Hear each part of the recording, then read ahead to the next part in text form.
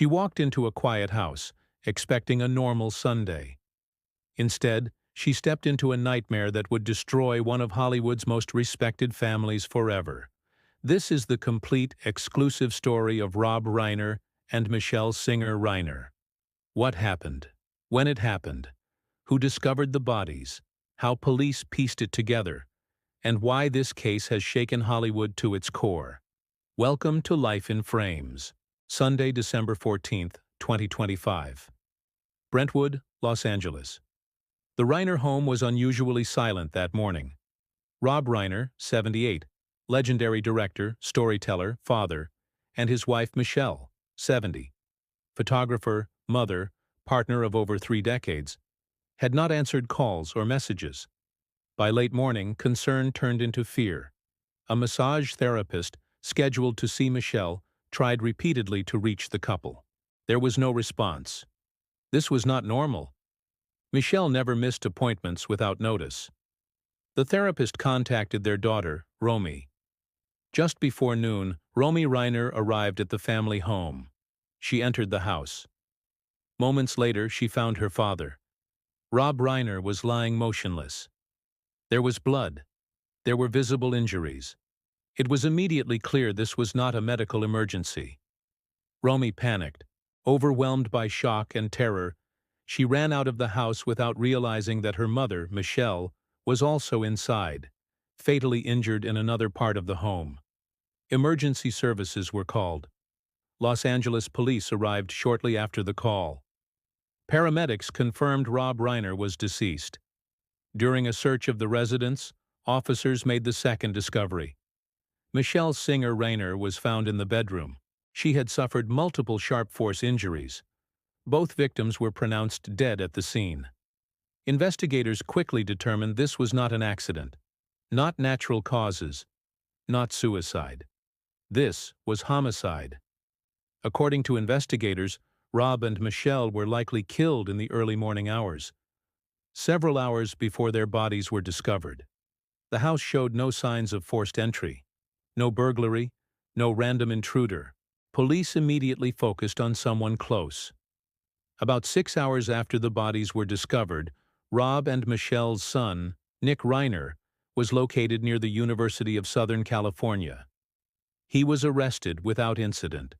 Nick Reiner, 32 years old. The same son who once stood beside his parents on red carpets. The same son whose struggles they had fought for years to heal. He was charged with 2 counts of first-degree murder. The news sent shockwaves through Hollywood. Autopsies were conducted on both Rob and Michele. The medical examiner confirmed sharp force injuries as the cause of death. A full report is expected to take weeks. Prosecutors allege the killings happened during the early morning hours of December 14th. They are pursuing sentencing enhancements, citing multiple victims and the alleged use of a deadly weapon. Nick is being held without bail. His arraignment is scheduled for January 7, 2026. No official motive has been released. Those who knew the family say the tragedy did not come out of nowhere. Just days before the murders, witnesses reported a very loud argument between Rob and Nick at a Hollywood gathering. Those who were present described tension, raised voices, and visible distress. Behind the scenes, Nick Reiner had been battling addiction and mental health issues since his teenage years. By the age of 22, he had been in and out of rehab more than 18 times. Rob and Michele never gave up. Friends say they tried everything: distance, closeness, structure, freedom, always hoping something would finally save their son. In 2015, Rob directed a film co-written by Nick, inspired by Nick's real struggles with addiction. It was not just a movie. It was a father trying to understand his son, a mother trying to keep her family alive. A friend of the family later said Rob and Michele would still want people to feel empathy for Nick, even after what happened. That statement has divided public opinion. Some feel compassion. Others feel rage. But everyone agrees on one thing. This is a parent's worst nightmare. Rob Reiner was known for bringing warmth and humanity to cinema. Michele was known for her quiet strength and devotion to her family. They were married in 1989.